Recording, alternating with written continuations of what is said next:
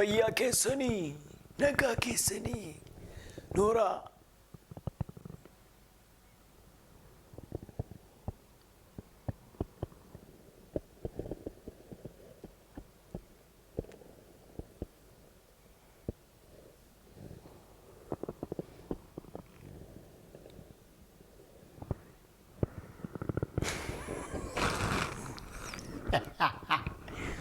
Akkam jirtu Fayyaa keessanii Lataa zirii hundee biira torbanoota meeqa torbanoota hedduu boodagaa kan ani deebi'ee sababni isaas beektuu haalota tokko gaafa nama jeeqan hojiiwwan hojjechuun nama rakkisaa sanaaf egaa kan nuti banne amma garuu deebineerraa baga nagaan nu eddanii anaaf Lataa ziruun baga nagaan eddan jechuun barbaada. Teessumarraa ol ka'een harka kaasaa jira. Asirra rukuteeyyuu nagaan isin gaafachaa jira jechuu barbaadeetanii baay'een isin galateeffadhaa waan na eeddaniif waan na dhiistanii hin deemneef baay'ee isin galateeffadhaa. Har'aa waa'ee maalii haasofnaa beektu tokkoffaan waa'ee Odaa Award. Badhaasa Odaa. Isa kana wantoota tokko wantoota lama wantoota sadii kaasuu dandeenya. Sanatti aanuudhaan garuu sirba kilippii tokko yookiin lama qabadheetan isinii dhiyaadhaa. Amma xumuraa qophichaatti na wajjin turaa. Sanatti darbuuf garuu subscribe gochuu qabdu. Deebi'u. Akkan darbuu subscribe itti bu'aasinee kan jira.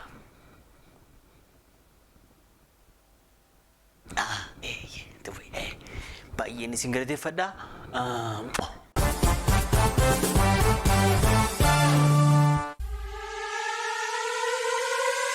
Intalleen si dhungadhee isa si dhungadhee addee garamete ani dhiinamaa dhungadhee meeku takkaayyuu akka guyyaa tokko iyyuu dhiinamaa. Simba itti bu'eembe Odaa Award itti dabarra. Odaa Award yaa torbee kana keessa Odaa Award badhaasi Odaa tureera. Mee injifattoota bara kanaa isinitti muure injifattoota bara kanaa jechuun injifattoota bara kanaa gaafa jedhamu injifattoota Odaa Award yookiin badhaasa Odaa bara 2012 jechuudha. Kan bara kanaa jechuun 2013dha. Amma kan nuti keessa jirru dorgommichi garuu kan namoota darbee wajjin sababa taasifameef albeemiin filatamaa bara 2012 Keekiyyaa Badhaadhaa sirbi qeenxee filatamaa caalaa bultumee irreechaan nu ga'ee Odammoo waggaan nu ga'ee kan jedhu sirbi filatamaa cimdii Adam Mahammadiif Daraartuu Guutamaa sirba Dansoolee jedhamuuni sirba kana ilaaltaniittu. Ilaalame gujimmaa laga fakkaattu keessatti ilaaluu dandeessu. Weellisa haaraa filatamaan Sinni Show Sinee mul'ataatii goota koo sirba jedhuuni. Weellistuu cimtuu filatamtuun Daangaa Haayila Yesuusii sirba ammayyaa filatamaa bara 2012 Biraanee Tafarraatiin kan hojjetame Kommeenaa itti sirbittiini asittiin hojjetamne to'atu. Kilippiin kun kilippii biyya Afrikaa Tanzaaniyaan itti fakkaataa gara sana deemteeti kan isheen kiruu guutuu fudhattee dhatte achitti kilippii akkas bareedu hojjettee fiddee kanaanis sirba ammayyaa filatamaa bara 2012 kan afaan Oromoo ta'eera. Viidiyoo kilippii muuziqaa bareedaan Kuul surree ilaaltaniitu kilippii kanas mee ilaalame liinkii isaa isiniif hanqaa diskiripshiniirra achi kilikuudha dhagaadhaadha. Manayaa jetti jedha. Dhiiradha nan jaalladha sababan ta'eefan ishee namoota hin jaalladhu ishee sababan jedhuuf Kuul surreen akkasii viidiyoo kilippii muuziqaa bareedaa ta'uudhaan injifateera. Ogeessa aartii dhageettii olaanaa qabu bara 2012 ta'uudhaan immoo Abiraam Raayyaa Abbaa Raayyaa Stuudiyoo tumisaa jalaa cufameera. Jarri jalaa cufaniiru gaa gara fuulduraatti wanta ta'u hin beeknu inni ogeessa aartii dhageettii olaanaa qabu kan bara 2012 ta'uudhaan injifateera. Dhumarratti aartistii umurii isaa guutuu saba isaatiif hojjete jedhamuudhaan Haacaaluu Hundeessaatiif beekamtiin kennameera. maqaamti Odaa Award yookiin badhaasa Odaa bara kana maqaa yaadannoo Haacaaluu Hundeessaatiif akka ta'e ni beekama. Sun baay'ee gaariidha. Egaanis gama kootiin injifattoota badhaasa Odaa bara 2012 akka lakkoofsa warra Habashaatti baga gammadanii jechuun barbaada. Baga gammadanii jechuun barbaada. Waa'ee badhaasa Odaa yoon xiqqoo ishee kakaasee badhaasa Odaa jechuun aartii Oromootiif akka hundee ta'uu baatus dagaagina sa'aatitti, dagaagina aartii, dagaagina afaan, dagaagina aadaa Oromoo amma tokko ol buutuu irratti gahee guddaa taphata. Dhugaadha. Keessumaa uffattee guyyaa sana akkuma sitti wal agartee gammaddee artistoota qofa agartee suuraa wajjin kaatee galuun waan tokko miti. Dhugaa dubbachuudhaaf dhaabbata maltiimiidiyaa Bashaatota Lamaadhaamiin naa galateeffadha jechuun barbaada. Sababni isaas namooti waltajjii garaagaraa qopheessitan beetu wantichi cimuu danda'a. Garuu haaluma kam keessatti iyyuu kun waggaa arfaffaa isheetii kan isheen qopheessite. Sun aartiin Oromoo akka guddatu jechuun fakkeenyaaf amma namooti kiliippii sirbaa yeroo hojjetan badhaasa Odaa waggaa dhufummaa mo'uun qaba jedhee hojjetaa jechuudha. Sababa badhaasni sun jiruuf dokumenteeshiniin sun hin jiru taanaan akka kana badhaasa abalu kana mo'atteetta kiliippiin kanarra fooyyaadha jennee akkasitti waliin laannutu ta'e garuu akkasumatti jal jennee manarraa bu'u konsertii waamama biyya alaatti yookiin kilabiin hojjedha saabanteef muuziqaa tokko na hojjedhuti ishee kanaan beekama jennee dhiisnee hojjennaa jechuudha. Amma garuu sadarkaan kwaalitiin yookiin qulqullinni kiliippoota muuziqaa keenyaa baay'ee dabalaa jira. Gaafiin qabu badhaasa Odaa Award uummata Oromootiif hin ga'u. Uummata Oromootiif badhaasonni akka Odaa Award haalota garaagaraa wantoota daddabalaman garaagaraa qabatanii dhufanii Odaa hojjechuu danda'u jechuu barbaadetan. Hayyee namooti eventii garaagaraa qopheessan narratti immoo caarratti minaamin immoo wanta akkasii hin jiru. Aartiin Ameerikaan award meeqa qabdi? Afrikaa keessa award meeqatu jira? Euroopi fiilmii feestivaalii irratti award meeqatu jira? Sun jira jechuu barbaadeetanii sababa kanaatiif rakkina hin qabu. Yoo baay'ate nu fayyada. Biyyuma keessa iyyuu ilaalamee jira sana warra meeqa qabu? Sinifanniisa sun jira. Kanaafiyyuu yoo badhaasa kan Oromoo ta'e maqaa Oromootiin dhimma aartii afaan Oromoo irratti xiyyeeffatu yoo ta'e yoo baay'ate kudhan diddama maal ta'a? Maal miidhaan isaa nu fayyadaman? Sun yoo baay'ate rakkina hin qabu. Namooti dandeettii akkasii hojjechuu fi waltajjiiwwan garaagaraa qopheessuu irratti dandeessanii fi eeyyama isaa qabdan yoo seentanii hojjettanii fi yaada jedhuun qaba. Kana ergan jedhee booda komiin qaba. Ani qofa hin taane daawwattoonni keenya baay'een komii hedduu qabu. Gaaffiiwwan sooshaal miidiyaa irra deddeebi'an keessaa kamtu jira isinitti fakkaate? Sirboonni kanneen akka Jaafar Yesuuf, Falmataa Kabbadaa, Saaliyaa Samii, sirbuma Keekiyyaa Badhaadhaa Ayyaantummaa kanneen kana fakkaatan dorgommii keessaa akkamittiin galiin hafanii?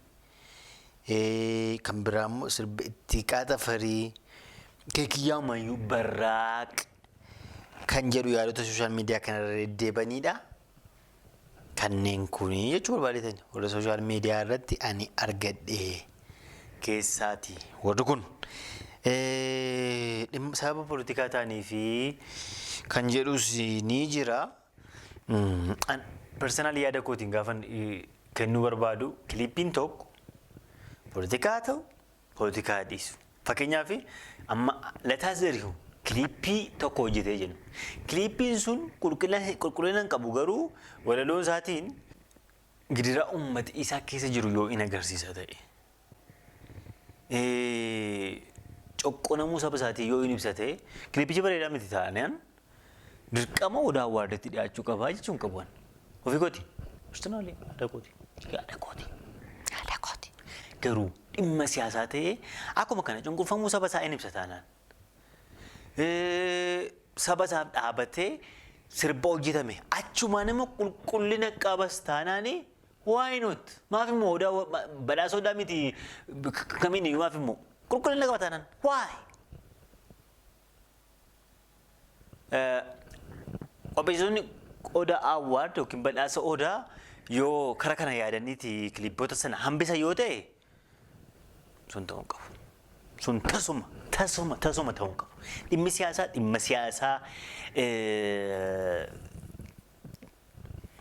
tasuma ta'uu qabu. Dhimmi siyaasaati. Kun immoo dhimma qulqullina aartii irratti sababa ta'ee fi dirqama amma walaloo cimaa yookiin walaloo filatamaa bara 2012 jennee badhaasne irra hin jiru. Walaloo isaa miti kan ilaalaa jirtan. Natti fakkaata. Zen sana laaltanii kilipii isaa otoo bareedu kilipii qulqullina qabu otoo agartanii kun siyaasa isatti hin buunu jettanii dhiisan taanaan sana gochuun qabdan. Warri badhaasa odaa qopheessitanii jechuudha bareedanii. Ayyee wal hubannaa. Garuu qulqullinatu qabaatu qulqullinatu hin qabaatiin dhiisan taanaan inni kun gara dhimma dandeettii irratti saba hundaa'uu fi isa kana isinii fannanii dhiisaa. Egaa gaaffiiwwan komeewwan kun jiru keessumaa garuu an fakkeenyaaf ofii kooti personally kilipii ani baay'ee eege sirba kilipii amansiisaa ifaatiin direct ta'ee kan Muktaar Usmaan kana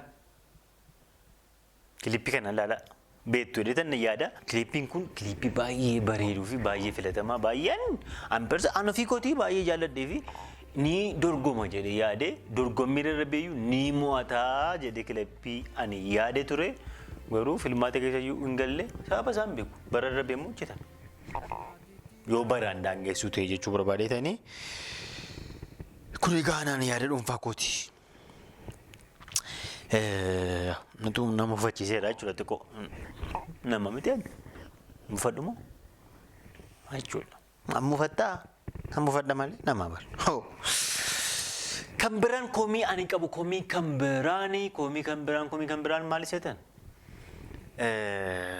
Egaa beekamtii walii kennuuti badhaasa odaa badhaasi kamiyyuu maqaa Oromootiin qophaa'u beekamtii walii kennuuti erga ta'ee sooshaal miidiyaa irratti gareewwan kanneen akka Oromiin Oroo 365 Odaa Neeshin kanneen kun aartii Oromoo afaan Oromoo guddisaa jiru. Sanas asiinis kanaanis. Bara darbee rekomendeeshinii tokko iyyuu hin kennamneef. Badhaasa odaatiin jechuudha. Amma badhaasuma odaa qabna sababa ta'eef sumatti iyyina. Amma kan biraan nu dhalatuutti jechuudha. Baranas rekomendeeshinii nuti kennamuufii qaba ture. Hundeessitoota garee sanaa yookiin immoo garee sanaa maaliif isaanis afaan Oromoo guddisaa jiru. Sun jira jechuudha. Afaan Oromoo guddisaa jiru, aartii Oromoo guddisaa jiru, uffata aadaa Oromoo illee namooti akka uffatanii fi akka ittiin boonan sabboonummaa isaanii illee akka yaadatan gochaa jiru. Sanni kan gareewwan sana namoota hundeessan yookiin immoo gareema sanaa fi rekomendeeshiniin hin barbaachisa ture. Beekamtii kennuun hin barbaachisa ture.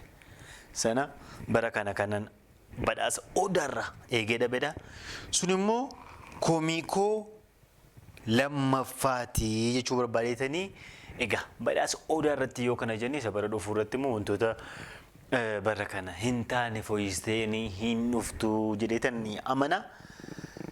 Kanattaan sodaan gara dhimma keenya isa guddaatti dabarraa. Dhimmi keenya isa guddaa gara kilipii muuziqaa arra filatamee fi walitti deebina.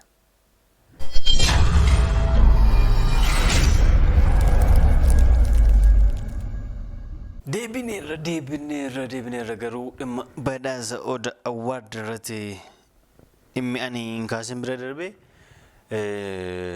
akkuma jalqaba kaasee ture sirba akka Keekiyyaa Badhaadhaa Barraaq, sirba Ittiiqaa Tafarii, sirba wabii dhaabaa callisuu burqaa jedhuufaa maaliif hin dorgomne gaaffiileen jedhan baay'een jiru.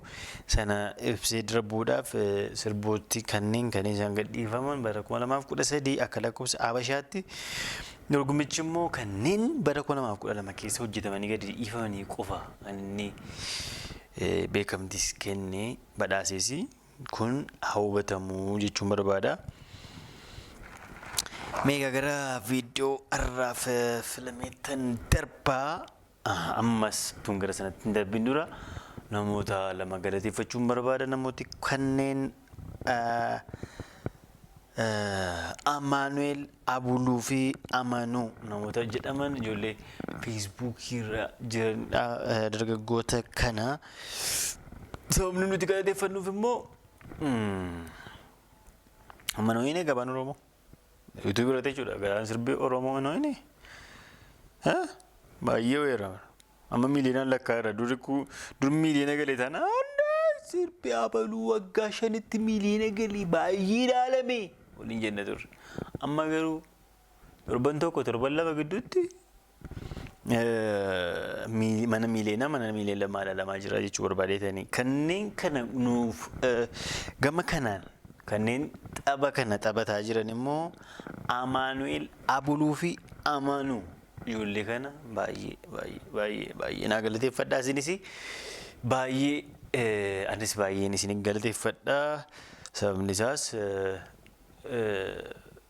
sheer gootanii feesbuukiirratti onni namatti hortanii daqiiqanatu nu hafe 10,000 nu hafe 5,000 nu hafe miiliyoona guutuudhaaf jenna 2,000 nu hafe 1,000 nu hafe miiliyoona guunni amma sana jettanitti abdii tunkutiin amma feesbuukiirratti sheer sababa gootaniif sirboonni hedduun sirboonni baay'ee daawwatamaa jiru jechuu barbaadetanii.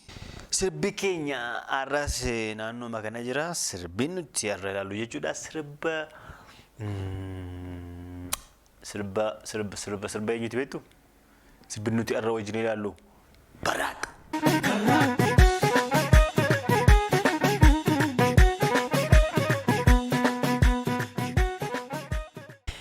Sirbi kun egaa sirba Keekiyyaa Badhaadhaatiin sirbamedha. Kiliippiin isaas isaan kan hojjetamedha. Jalqaba daayireekteriin isaa Baqqaluu Daanyee fi Abbaa Yaayyoo Istuudiyoo fi Keekiyyaa Badhaadhaadha. Piroodakshinii Yaayyootiin dhiyaate Viijin Interteementii baay'ee isin galateeffanna. Viijin Interteementii irratti gadi dhiifameera. Maaliif Viijin Interteementii akkuma meedaalee kan jiraa nanni naafaan miidiyaalee kan biraa argu dhugaa dubbachuu nanni naafa. Kanuma nanni naafa. Amma garuu miidiyaaleen akka Viijin Interteementii golleen ijoollee keenya yaada sababa jiraataniif baay'ee isin galateeffanna. Viijin Interteementii irratti gadi dhiifame toora yuutuubii. Sirbi kun egaa seenaa kiliippii muuziqaa afaan Oromoo keessatti baati tokko utuu hin guutin guyyaa 27 yookiin immoo guyyaa 28 baati tokko guuteeyyuu miiliyoona 2 ol nama ilaaleera. Uummati miiliyoona 2 ol baati tokko gidduutti viidiyoo kana daawwateera. Kunis rikoordii haaraa industirii muuziqaa afaan Oromoo keessatti galmeesse ta'uu agarsiisa. Kanuma sirbichi jedhe Barraaq isa nuti waliin ilaalaa jirrudha. Gaansiluma isaan dhuunfaa kootti sirboota Keekiyyaa Badhaadhaan dalaguu fi walaloo keessumaa walaloo Keekiyyaa Badhaadhaatiin barreeffaman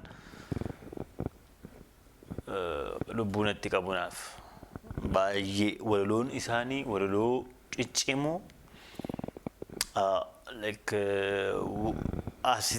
ergaawwan hedduu dabarfachuu kan danda'u mucaa baay'ee cimaa walaloon isaa fi yeedaloon isaa baay'ee na hawwatuu fi nama baay'ee jaalladhu keessaa Keekiyyaa Badhaadhaan nama tokko. sirbi barraaqisi walaloon isaa akkuma isin beektanidha. Maaliif akkuma isin beektanidha jedhee akkanumaan darbuu mannaa walaloowwan barraaq keessa jiran ergaawwan hedduu qabu. Ergaawwan hedduu qabu jechuun ergaa tokko duwwaa qabatanii miti kan isaan ammanumaatti fullaan. Ergaawwan garaagaraa baay'ee ta'anii fi dhimma dirqama immoo ka'uu qaban malee immoo isa immoo kana qabatanii achi kana qabatanii achi kana qabatanii achitti kufan miti.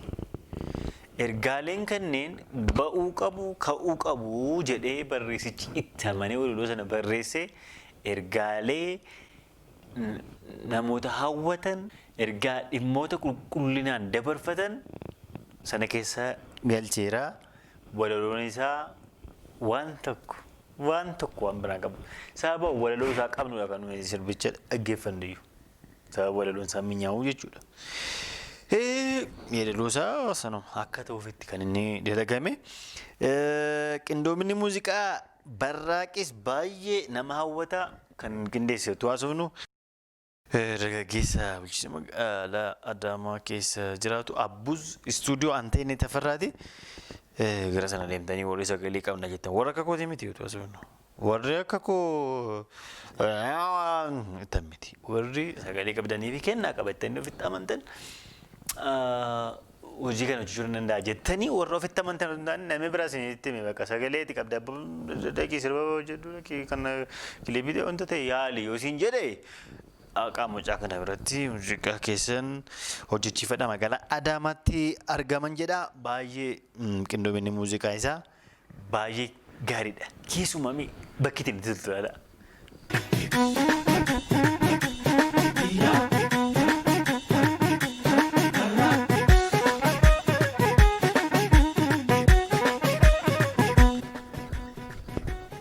Agartanii iddootiin kun baay'ee jaalladha dhugaa dubbachuudhaaf muuziqaattiin iddoo kanatti jirtu.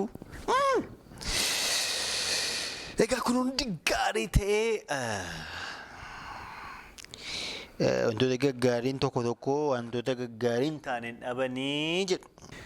Egaa kun hundi gaarii ta'ee egaa komee ani xiqqoon qabu daayirektiingii fi waraabbii fi akkasumas gulaallii viidiyochaa irratti maaliif naan jedha maaliif jettanii baay'ee galatooma. Sababni isaa kunooti daayirektiingiitti dabarra. Daayirektiingiin jedhee maalintee riidii sirbichi daayirekteera qabaa. Sirbi barraaq jedhu Keekiyyaa Badhaadhaatiin hojjetame daayirekteera qabaa. Maal afaan jedha beektu? Qaba miti? Qaba jedhee. Daayirekterooti Abbaa Yaayyoo Piroodakshinii fi Keekiyyaa Badhaadhaati kan daayirekteera kilipichaa ta'e. Garuu akkam ta'e wanta ta'e isinitti himu amma kilipichi hin jalqabe. Mandara tokkotu mul'ate. Dukkanaa'e. Dukkanaa'e halkanii gaggala walitti naanna'anii eeboo gaachana shimal qawwee hin qabatanii harkatti inni barbaadu gaachana inni barbaadu inni qabu eeboo inni qabu qawwee yookiin kilaashii qabatanii dhaggeeffadhaa. Abiddi gidduu isaaniitti qabsiifame itti naanna'anii sirbanii Keekiyyaan abidda boba'ee gidduu isaanii jiru fuuldura dhaabbatee sirbee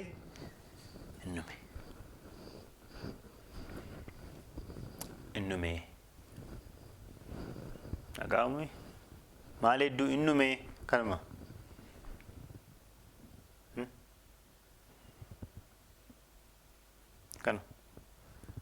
barraaq kanuma kana jala wanti isinii dhufu hin jiru. Irra deebitanii ilaaluu dandeessu. Liinkii isaa isinii kaa'eera jala description irra jira. Warri hin ilaalle jechuudha. Ilaaltu dheena haa yoob.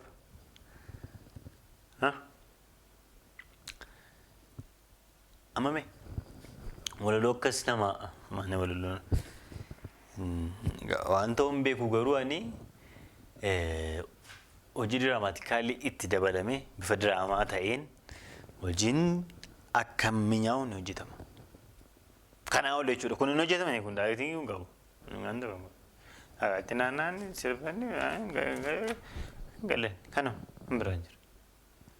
Walaloonsaa ergaa garaa garaa qaba. Baay'ee cimaadha. Walaloonsaa yeedaloonsaa namatti tola. Waan biraan qabu. Daayitingiin Barraaq garuu hin hojjetamne jedhe. Barraaq hin hojjetamne daayitingiinsaa.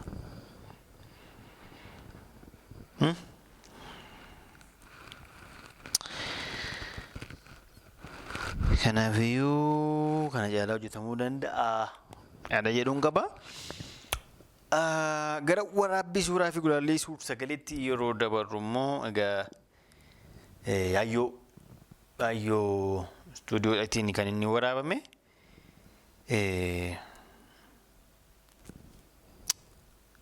Isinitti mul'ata yoo ta'e ilaalame suuraadhaan kaabcheessinii godhe yoo barbaadan sekendii 45 irra godhadhaa, sekendii 53 56tti dabaladhaa, daqiiqaa tokkoo fi sekendii 6 irra dhaqaa ilaalaa. Haadhuma seemuu daqiiqaa tokkoof sekendii 41 irratti immoo waan ergaa hin qabne jira haadhuma ishee jechuudha. Namni mul'atu yookiin namni mul'atu yookiin qaamni namaa mul'atu wanti kana jedhame mul'atu hin jiru. Calleessanii akkasumatti suuraalee gaggadan cuccufuudhaaf daddafanii daqiiqaan ishee akka guutamuuf suuraalee gaggadan baay'eedha kilippii kana irratti. Daqiiqaa amma kilippicha irratti baay'inaan fuulli keekiyyaa sirbaa jira jennee sababuma umumaan keekiyyaa jennee malee ammatu iddoo tokko tokkotti mul'anni keekiyyaan ta'ee fi sagalee keekiyyaas beekna sababa ta'eef alaa. Keessiin kun dhimma biraati ta'ee keekiyyaa ta'uu isaa hin beeknu turre. Kaameraa keessatti fookasii fi diifookas wanti jedhamu jira miti. Namooti baay'een keessan beektu dhimmi kaameraa akka inni isin ilaallatu jechuudha. Objektii tokko yoo barbaade objektii sana irratti akka namni fookas godhu yoo barbaade objektii sana duwwaadhaa jechuudha kan inni agarsiisu. Isa tokko diifookas godhe jechuudha. Baay'inaan achirratti maaltu jira? Fuula keekiyyaatu diifookas ta'ee jira. Fuula keekiyyaan jedhee yoo sirbaa jira keekiyyaa sirbaa jira. Warrooti fookasisaa dudduuba taane koo hiikaa dabarsaa hin qabanii.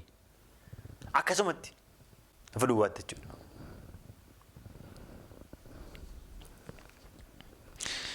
Kanneen kun egaa yeroo waraabbiiti kan silaa kan isaan fooyyoo qaban turan. Siluma yeroo waraabbii seetee namtu reedii erga ta'e booda akshin tun jedhameen dura sun daayirektarri isaas maal isaas gara kaameraatti siqee ilaallatee perfeekti gaafa ta'u gara akshin jedhametti lixamuu qaba ture. Sun ta'uu baannaan garuu kan godhamuu qabu ture maal itti fakkaate yeroo gulaalli suuraalee fofokkisanii fi suuraalee biyyeedhan afaan isinii galuun suuraaleen biyyeedhan hin galuu ture keessaa irrataniituti istuudiyoo maxxanfu turan badan jechuudha. Suuraalee qulqulluu ta'anii fi filatamoo ta'an qofaadha kan nuti finnee as gulaalli kanarra gashinee gara uummataatti geessinu turre jechuudha. Sila akkas ture amma garuu sun hin taane. Egaa sanas ta'e kana akkuma sila isinii kaasee Keekiyyaa Badhaadhaan daqiiqaa 6 guutuu sirbichi daqiiqaa 6 hin guutu weelluu sana gidduutti dhimmoota garaagaraa hedduu kaasee dabarfatee darbe. Cimina kun baay'ee dandeettii ajaa'ibaa qabaachuudha kun. Daqiiqaa 6 guunne. Daqiiqaa 6 guutiin dhimmoota ka'uu qaban haala yeroo hojii walii ilaallatan hundasaa akkasitti nuu kaa'ee nutti agarsiisee saba isaaf himee ergaa meeqa dabarfatee kitaaba meeqa barreessuu danda'ama ture ergaa inni kakaase sana irratti jechuudha. Kun cimina inni qabuu natti fakkaata. Isinis hin shakkitan miti? Akkamitti shakkitu? Sirba sana kanaaf jaallanne. Ergaan isaa guddaa sababa ta'eef jaallanne malee kiliippii isaa bareedee miti kan ilaalame akkasii yuutuubii irratti.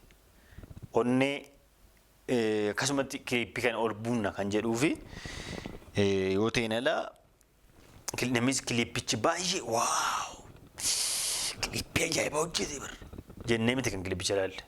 Waaw walaloo ajaa'ibaadha. sirbicha keessa kan jiru jenneeti kan akkasitti ilaalle.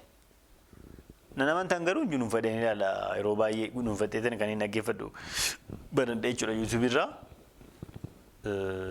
Maaliif ergaa walirraa sababan barbaadu jechuudha. Kanaafiyyuu daayirektiingiin isaa waan tokko kiliippiin isaa hin hojjetamne. Amal sumna tokko hin jiru.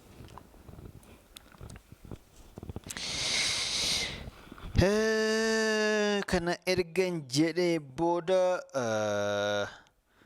sa'aatiin sokkiira sanatti fakkaata. Kanaafiyyuu ba'uuf koonaa wayyaa. Egaa torban kiliippii kan biraan fudhadhee dhufaa. Immoo tufuu. Akka egaa isin wal jaaladhaa. Tole wajjin ta'a wal kabajaa beekamtii walii keessaniif kenna. Torban dhufu immoo kiliippii kan biraan haasa'u dhimma kiliippiiwwan akkasii kiliippii kan biraaf qabadhee dhufa. Kiliippiin torbee qabadhee dhufu isinitti himuu moodiisu hin himu. Kiliippii ani torbee qabadhee dhufu hin himu. Garuu liinkii irra isiniif hankaa diskiripshinii keessa isin ammasitti daawwadhaan eegaa. Sirboota liinkii irra jiran ani gajallaa kana isinii kaa'u seenaatii daawwadhaa. Kan isin wajjin ture ani Lataa Zarihuuni qopheessaaf dhiyeessaati. Ogeessa kaameeraa fuula koo dura jiru baay'een galateeffadha. Baleessa koo Lataa Zarihuunidha. Galatoomii baay'ee. Maal ture kan bira? Subscribe godhaa. Tole? Subscribe. Yeroo barbaadan toora feesbuukii akkasumas instaagiraam irra jira, tiwiitarii irra jira. Fooloo na gochuu dandeessu. Hiriyoota keessaniif viidiyoo kana jaallattan share godhaafi. Viidiyoo kana immoo daawunlood gootanii deebitanii gadhiisuu hin dandeessan. Maaliif riippoortiin isin godha sabateef chaanalii keessan yookiin feesbuukii keessantu copyright claim isin jalaataa jechuudha. Sun akkuma jirutti ta'e baay'ee isin jaalladha. Ciao. Subscribe gootaniitu? Subscribe isin jaalladha. Subscribe.